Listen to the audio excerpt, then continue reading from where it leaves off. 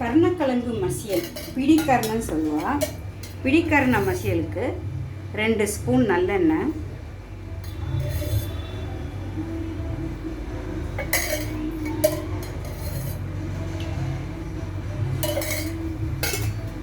அப்புறம் அதுக்கு தேவையான இன்க்ரீடியன்ட்ஸ் கொஞ்சமாக 2 பெருங்காயம், கொஞ்சம் கடுகு, கொஞ்சம் வெந்தயப்பொடி, உளுத்தம்பருப்பு, மஞ்சப்பொடி.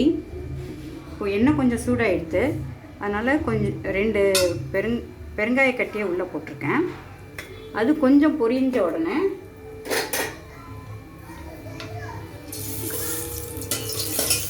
கடுகு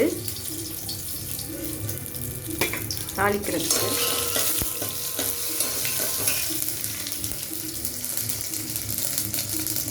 உளுத்தம்பருப்பு,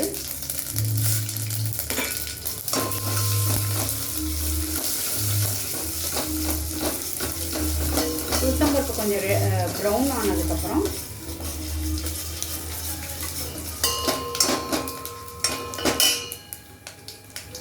கொஞ்சமாக வெந்தயப்பொடி,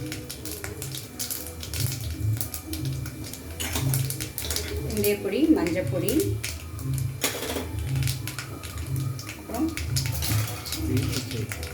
பச்சை மிளகா, கருவேப்பிலை. பச்சை மிளகா காரம்னா இந்த மசியலுக்கு காரம், அதனால் கொஞ்சம் பெருசாக நறுக்கியிருக்கேன். நான் வீட்டில் வயசானவா இருக்கிறதுனால கொஞ்சம் பெருசாக, நீங்கள் பொடி பொடியாக நறுக்கிண்டாவும் நல்லாயிருக்கும். கொஞ்சம் துருவின இஞ்சி, தேங்காய்,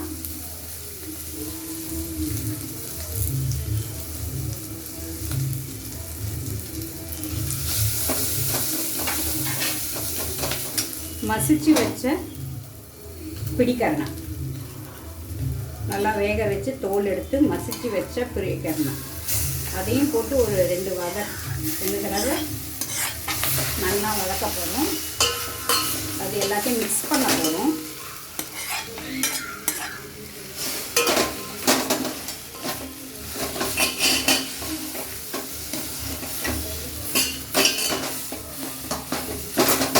நல்லா எண்ணெயில் மிக்ஸ் பண்ணதுக்கப்புறம் கொஞ்சம் அங்கங்கே ரொம்ப மசிக்க வேணாம், அங்கங்கே கொஞ்சம் கட்டியாக இருந்தால் நல்லா இருக்கும் வாய்க்கு வந்தால். அப்புறம் திக்காக புளி கரைசல், அது ஒரு வேளை கொஞ்சம் தொண்டையை நமன்னு பண்ணாமல் இருக்கிறதுக்கு கொஞ்சம் திக்காக அப்படின்னா புளி கரைசல்,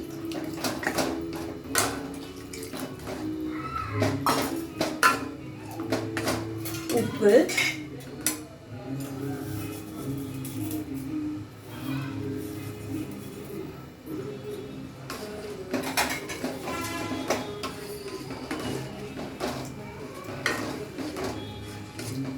கொஞ்சம் திக்னஸ்க்காக வேக வச்ச துவரம்பருப்பு,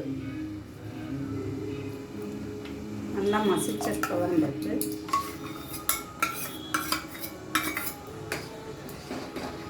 இதெல்லாம் சேர்ந்து கொதிக்கணும்.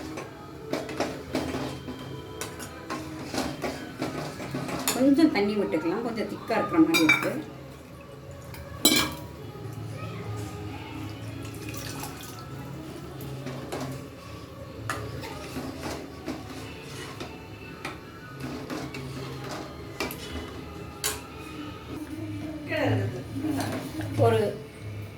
ஒரு 10 நிமிஷம் புளி பச்சை வாசனை போகிற வரைக்கும் நல்லா கொதிக்க வச்சுட்டு அதுக்கப்புறம் மசியல் இந்த மாதிரி இருக்கும்.